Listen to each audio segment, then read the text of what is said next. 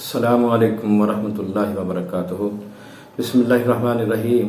اللہم صلی علی محمد وعلی آل محمد۔ ارکان ایمان کے بارے میں سلسلہ چل رہا ہے۔ اللہ کے وجود کے متعلق، پھر اس کے اللہ پر ایمان، اس میں اللہ کے وجود کا ثبوت، پھر اس کے بعد دوسرا جو رکن تھا اس کے متعلق بیان کیا گیا، اس میں عبادت کے متعلق تو پہلا تھا قلبی عبادت، وہ آج جو ہے وہ قولی عبادت ہے۔ قولی عبادت وہ عبادت جن کا تعلق قول و اقرار سے ہے، مثلا دعا اہم ترین بلکہ افضل ترین عبادت ہے، لہذا اللہ کے سوا کسی اور سے دعا کرنا شرک ہے۔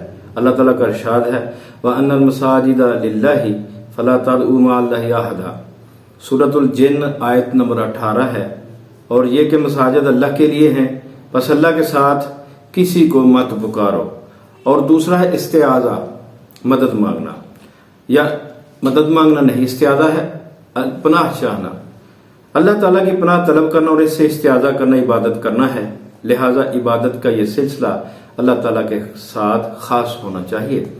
ان معاملات میں غیر اللہ سے پناہ مانگنا شرک ہے جن میں وہ پناہ دینے پر قادر نہ ہوں۔ دلیل اس کی دلیل اللہ کا ارشاد ہے قل اعوذ برب الفلق، تو کہہ میں مخلوق کے رب کی پناہ پکڑتا ہوں۔ قل اعوذ برب الناس، تو کہہ میں پناہ پکڑتا ہوں لوگوں کے رب کی۔ استغاثہ، اللہ تعالیٰ کے حضور فریاد کرنا اور استغاثہ کرنا بھی عبادت ہے، لہذا مخلوق سے ان معاملات میں استغاثہ نہیں کرنا چاہیے جن میں وہ فریاد رسی کرنے پر قادر نہ ہو۔ ان معاملات میں مخلوق کے ساتھ یہ عمل شرک کیا ہے۔ اب قولی عبادت کے بعد آ گیا تیسرے نمبر پہ بدنی عبادت، وہ عبادات جن کا تعلق بدن سے ہے، مثلا نماز اور قربانی کی بابت اللہ تعالیٰ کا ارشاد ہے قل ان صلاتی و نسکی و محیای و مماتی للہ رب العالمین لا شریک لہ وبذالک امرت وانا اول المسلمین، سورۃ الانعام 162 اور 163 نمبر آیت ہے۔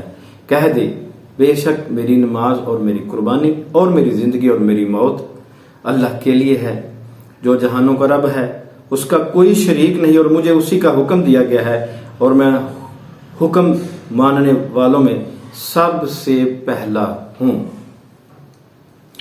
مالی عبادت، جن عبادات کا تعلق مال سے ہے وہ بھی خالص رضا الہی کی خاطر ہونی چاہیے، مثلا زکوٰۃ، صدقات، اوقاف، تحائف اور دوسروں کو کھانا کھلانا وغیرہ۔ دوسروں کو کھانا کھلانے کی بابت اللہ تعالیٰ کا ارشاد ہے وَيُطْعِمُونَ الطَّعَامَ عَلَىٰ حُبِّهِ مِسْكِينًا وَيَتِيمًا وَأَسِيرًا إِنَّمَا نُطْعِمُكُمْ لِوَجْهِ اللَّهِ لَا نُرِيدُ مِنْكُمْ جَزَاءً وَلَا شُكُورًا، سورۃ دہر آیت نمبر 8 اور 9 میں اللہ تبارک تعالیٰ فرماتے ہیں اور وہ کھانا کھلاتے ہیں اس کی محبت پر مسکین اور یتیم اور قیدی کو، اور کہتے ہیں ہم تو صرف اللہ کے چہرے کی خاطر تمہیں کھلاتے ہیں، نہ تم سے کوئی بدلہ چاہتے ہیں اور نہ شکریہ۔ ربوبیت پر ایمان لانے کا لازمی تقاضا یہ ہے کہ الوہیت پر ایمان لانا ہے۔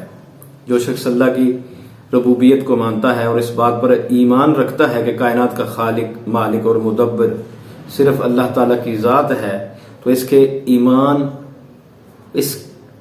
ایمان کا لازمی اور اولین تقاضا یہی ہے کہ وہ اللہ تعالیٰ کی الوہیت پر بھی ایمان لائے اور تنہا اسی کی عبادت کرے اور اس کے ساتھ کسی کو شریک نہ بنائے۔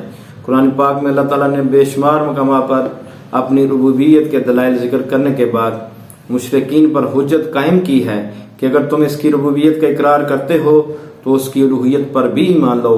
چند مقامات ملاحظہ ہوں۔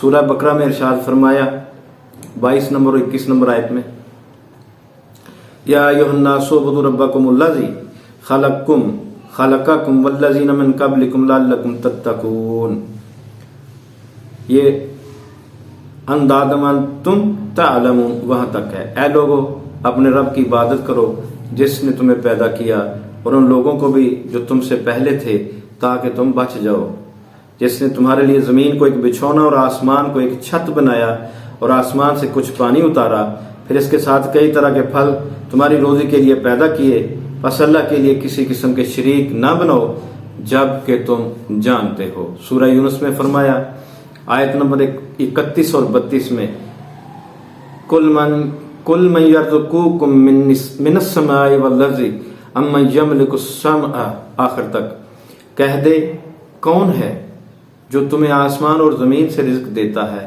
یا کون ہے جو کانوں اور آنکھوں کا مالک ہے، اور کون زندہ کو مردہ سے نکالتا اور مردہ کو زندہ سے نکالتا ہے، اور کون ہے جو ہر کام کی تدبیر کرتا ہے، تو ضرور کہیں گے اللہ۔ تو کہہ پھر کیا تم ڈرتے نہیں؟ سورہ وہ اللہ ہی تمہارا سچا رب ہے، پھر حق کے بعد گمراہی کے سوا کیا ہے، پھر کہاں پھیرے جاتے ہو۔ سورہ نمل میں فرمایا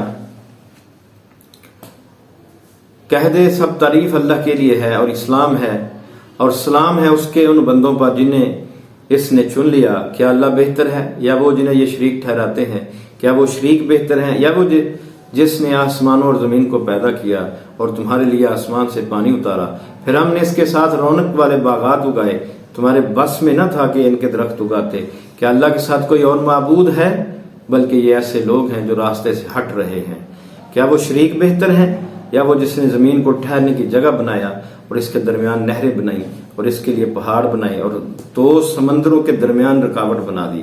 کیا اللہ کے ساتھ کوئی اور معبود ہے؟ بلکہ ان کے اکثر نہیں جانتے۔ یا وہ جو لاچار کی دعا قبول کرتا ہے جب وہ اسے پکارتا ہے اور تکلیف دور کرتا ہے اور تمہیں زمین کے جانشین بناتا ہے؟ کیا اللہ کے ساتھ کوئی اور معبود ہے؟ بہت ہی کم تم نصیحت قبول کرتے ہو۔ یا وہ جو تمہیں خشکی اور سمندر کے اندھیروں میں راہ دکھاتا ہے اور وہ جو ہواؤں کو اپنی رحمت سے پہلے خوشخبری دینے کے لیے بھیجتا ہے؟ کیا اللہ کے ساتھ کوئی اور معبود ہے؟ بہت بلند ہے اللہ اس سے جو وہ شریک ٹھہراتے ہیں۔ یا وہ جو پیدائش کی ابتدا کرتا ہے پھر اسے دہراتا ہے، اور جو تمہیں آسمان و زمین سے رزق دیتا ہے۔ کیا اللہ کے ساتھ کوئی اور معبود ہے؟ کہہ لاؤ اپنی دلیل اگر تم سچے ہو۔ تو انشاءاللہ اگلے درس میں باطل معبودوں کی الوہیت کا بتلان بتایا جائے گا کہ دوسرے جو غیر اللہ کی عبادت کی جاتی اس کا رد کیا جائے گا قرآن و حدیث کی روشنی میں۔ آج کے لیے اتنا ہی کافی۔ اللہ حافظ، اللہ آپ کا حامی ناصر۔